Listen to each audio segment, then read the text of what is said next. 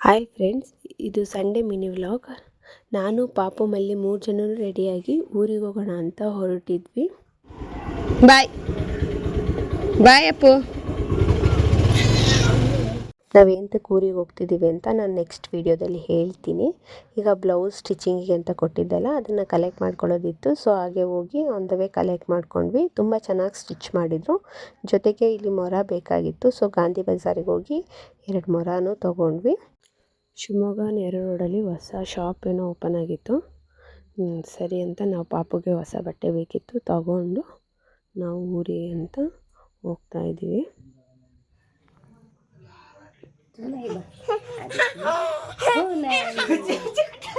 ಅಲ್ಲಿಂದ ನಮ್ಮ ಅತ್ತೆ ನನಗೂ ನನ್ನ ಮಗನಿಗೆ ಇಬ್ಬರಿಗೂ ದೃಷ್ಟಿ ತೆಗೆದು ಒಳಗೆ ಕರ್ಕೊಂಡ್ರು.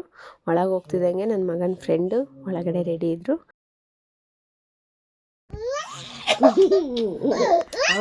ನನ್ನ ಮಗ ಅವನ ಫ್ರೆಂಡ್ ಜೊತೆ ಚೆನ್ನಾಗಿ ಆಟ ಆಡ್ದ. ತೋಟದಿಂದ ನಮ್ಮ ಮಾವ ಬಾಳೆಗೊನೆ ತಂದಿದ್ರು. ಪೂಜೆಗೆಲ್ಲ ರೆಡಿ ಮಾಡ್ಕೊಂಡ್ವಿ. ಇದಾಗಿತ್ತು ಇವತ್ತಿನ mini vlog. Thank you for watching.